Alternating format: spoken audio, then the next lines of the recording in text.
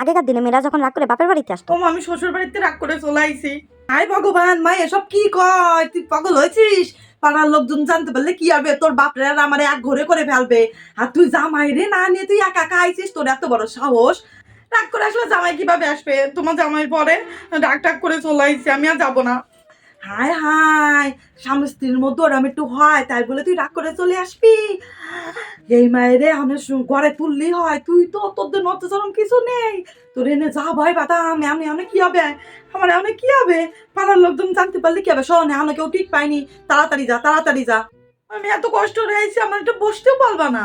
শোন, তোরে বিয়ে দিয়ে দিছি, তুই এখন আমার মেয়ে না, তুই এখন পরের ঘরের বউ, ঠিক আছে? পরের ঘরের বউ। তোর প্রতি আমার এখন কোনো অধিকার নেই, কোনো অধিকার নেই। তুই এখনই বেরো, যে পাই আইছিস সেই পাই বেরো।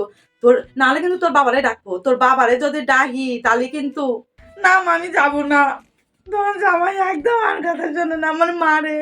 শোন, আমার জামাই নামে একদম কোনো কথা বলবি না। আমার জামাই হীরের টুকরো, আমার জামাইয়ের মতন জামাই নেই। তোর এখনো সময় আছে, তাড়াতাড়ি যা। না মা, একদিন থাকি, আজকে রাতটা থাকি, কালকে সকালে তাহলে চলে যাবানি। পাগল, আমি তোর এক রাত থাকতে দিই আর আমি এক ঘরে হই? এখনই যা, এখনই যা। এক রাত না, একটু সময় না, এখনই যা। মার কথা শোন, মার কথা শোন, যা। মা, একটা রাত থাকতে দাও, এখনই যা। আমি তোর ভালোভাবে করছি, সুন্দরভাবে করছি। তোর বাবা আসলে কিন্তু আর সুন্দরভাবে কবে না রে। আমার হইলাম সোনার টুকরো জামাই রে, পরে রাগ করে কেউ আসে? তুই পাগল নাকি?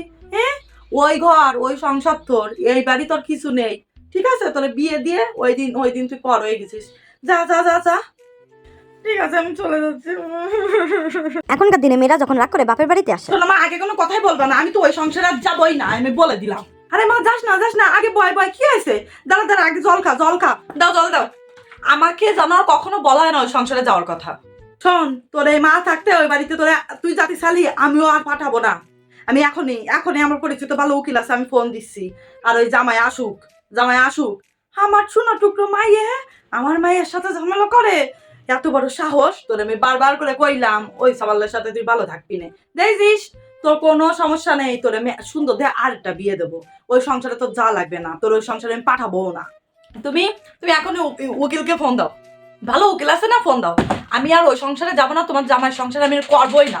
হায় রে, দেহ দিন আমার মেয়েটা কত শুকায় গেছে, হাত পা কত চিকন হয়ে গেছে, কত সুন্দর গাল রং কিরাম কালো হয়ে গেছে, টুকটুকে ছিল আমার মেয়েটা, দেহ দিন কিরাম হয়ে গেছে। বুঝেছি, ওই জামাইয়ের অত্যাচারে তোর এই অবস্থা।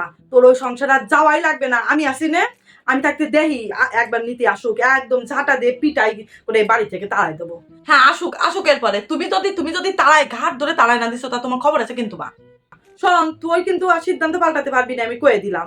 আমার হিরে টুকরো মাইয়া দাও দিন কি অবস্থা রয়েছে, না খাওয়াই খাওয়াই দাও দিন মই দিক তাকানে যাচ্ছে না, মুখটা কত শুকনো হয়ে গেছে।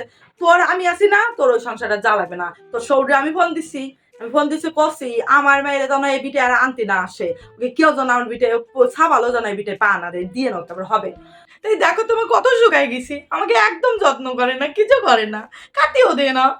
শোন, তুই যা একটু ঘুরে টুরে আয়, তাহলে তোর মন ভালো হয়ে যাবে। তাও দিন কি অবস্থা, আমি তোর জন্য ভালো মন্দ রান্না করি, আর আসুক একবার নিতে, সে সময় মজা দিয়ে হবো। লাভ ইউ মা, আজকে তুমি ছিলে বলা। যা মা, ভালো ভালো রান্না করে নিয়ে আসো তো, এইসব কথা আমি আর মাথায় রাখবো না, আমি একটু বেরোবো, ঠিক আছে?